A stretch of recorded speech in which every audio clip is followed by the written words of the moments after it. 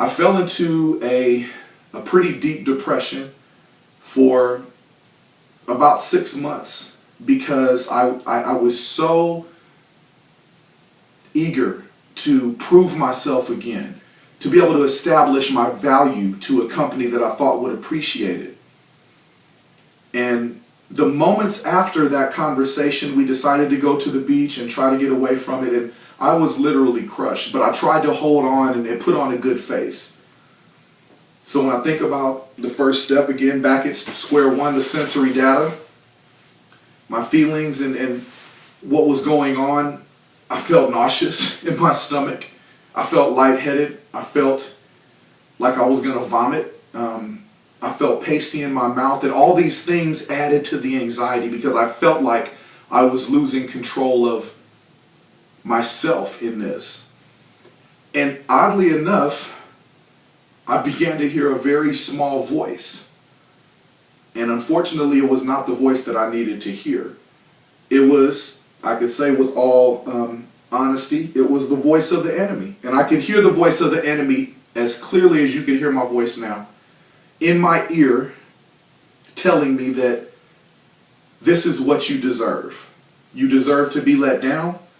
You deserve to be unhappy. You deserve to be crushed. And you don't deserve to have a better job because you're a sinful man. And you have secret sins that you've hidden from people for years, and that you don't deserve happiness in your job.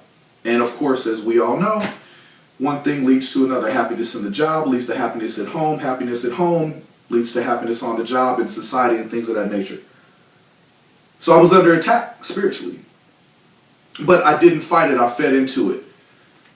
And I allowed myself to believe what I was hearing in my ear and in my spirit because I was so weak and I was so angry. And I wasn't angry with God. I was angry with myself for putting so much faith in this opportunity instead of putting that faith into Him. And I thought that God has abandoned me. And I've never been in that dark of a place before. And it upset me even more. And it was a cycle. The more I thought about, maybe I'm not worthy. Maybe this isn't for me. And maybe I'm being punished for something that I've done years ago, last week, or I'm going to do in a week.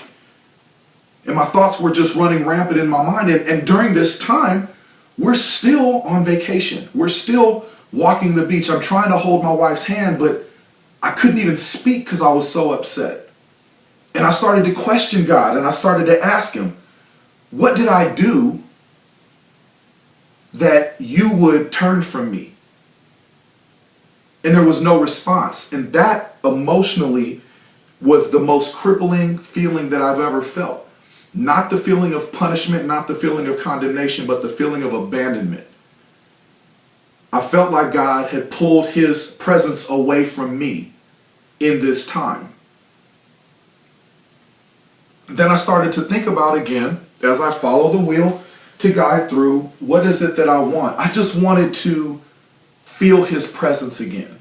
I wanted to feel His peace throughout this situation because I know in my mind what I'm hearing makes no sense. In my heart, I know that what I'm feeling makes no sense. And in my spirit, I know that I'm tied with Him, and because He says I'm worthy and I'm more than a conqueror, that I'll make it through this season. But there was a part of me that fed into that. And I wanted to give up. I wanted to sit on the beach. I wanted to walk into the water and just keep walking. But then I started to think about the others. I started to think about my wife and my children. My wife, who was trying so desperately to support me and to hold me up at this time. And my kids, who, while all over the age of 18, couldn't understand why I was so upset. They knew that I was sad, but they didn't quite understand the spiritual warfare that I was going through. And neither did I, in all honesty. And the more I tried to fight and figure it out, the more upset I got because I felt like I had no control. And I know in the past, this wheel, I know in the past, when I felt that low, I would lash out. And I wouldn't lash out to anyone else around me. I would do things that were detrimental to my physical health. I wouldn't drink, I wouldn't smoke, I wouldn't do anything like that. I didn't get in the car and drive away crazy, but I would hit things, inanimate objects. I'm not sure if you could actually see it here, but that's a broken finger knuckle, of which I broke when I was 18 years old, hitting a drive-through window because I couldn't figure out how to deal with my emotions. And the only way for me to get an immediate release was to hit something. Thank God that he's changed me from that. But that was the past, and now was a new day. And I started to think, at this point, literally, on this wheel, I thought about currently where I was and what I was going to do and what I would do in the future. And I made the conscious decision that I was not going to lash out, that I was not going to listen to that voice in my ear any longer telling me that I wasn't worthy.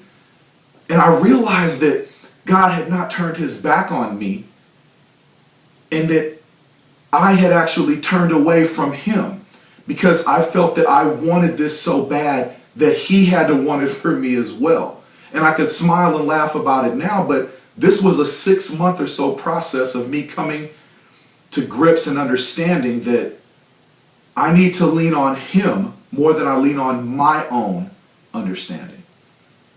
And that if I accepted what his perfect will is, as I say with my mouth, but needed to believe in my heart and in my mind, that once I was able to do that, I could think clearly, I could see clearly, I could feel what's legitimate. And I prayed. And I asked God to help me with my unbelief. Help me with my unbelief in the fact that he knows what's best for me. Help me with my unbelief in the fact that he loves me. And I know it in my heart. I knew it at that time. But there was something that was there. There was a small piece of doubt. And that little piece of doubt is all that the enemy needed to cause torment in my life for that 6-month time period. So I put on a happy face during that time, and I went to work. I even applied for another position and a promotion from sales into operations, and was denied that position because I wasn't willing to move to Lacey. And I started to think, maybe that job, in spite of how good it seemed to me, wasn't what God had for me. Because in all honesty, as we both know, if that's what God had for me, that's what he would have delivered to me, because the Bible says that God works all things together for the good of those who call upon his name. So I began to recover in my mind and in my spirit and realize that if I would seek first his kingdom, that all other things would be given unto me, if that's what he had for me. And I had to understand and believe it, not only in my mind and in my spirit and in my heart, but in every fabric of my body, that in spite of that job, which is only a job, what God has in the future and what he's sustaining me through now and what he's delivered me from in the past is what I hold on to, that hope, the hope that I believe in my heart. Once I was able to do that, I started to see things differently. I started to enjoy my job again after 19 years. Because I wasn't so worried about the job. I was focused more on Christ and what he was saying that I was than what the enemy was telling me in my ear that I was not. And I believe that through this process, he drew me closer to him. I had to push away and turn away to realize and truly understand. I know I've said realize repetitively, and it's interesting when I look back at this, I'll probably, really break it down and hyperanalyze it, but I believe that he allowed me to come to the end of myself so I can realize, there it is again, and truly understand and believe and get back to the core of who I am, and that's his servant for his glory. And when his glory and his will, when I get my will in line with his versus trying to force his will in line with mine, everything works out right. And I think during that time, I realized that I needed to be a better husband to my wife and share more intimate things with her. We've been married for 18 years now, and be more transparent about my fears. So I think I owe her that much. And to be more honest with myself. And instead of convincing myself that I was unhappy at the job that I was at, because they treat me well, they respect me. It might not be along the level that I think I deserve, but if you ask anyone what they think they deserve, they're probably going to tell you that they deserve a lot more than if you ask God.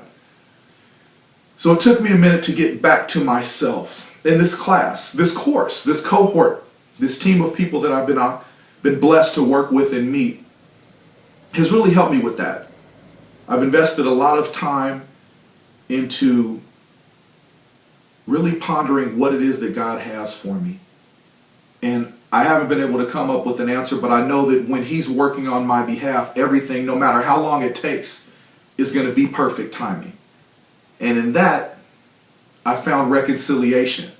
I reconciled to myself, to my true self, and by his grace, I was able to reconcile back to him. Maybe that job was for me, maybe it wasn't. Maybe there's something greater. I would imagine that there is, because if it wouldn't have been, I'd probably be there toiling away and unhappy. Who knows? Well, he knows. And I'm going to trust what he knows better than what I know. And I'm going to hold on to that, because when it's all said and done, what else do we have to hold on to but the promises of God? So, thank you for allowing me to indulge and to get that out. Sorry it was so long, but you know me, you know I ramble. So, bless you, and I will see you soon. Thank you.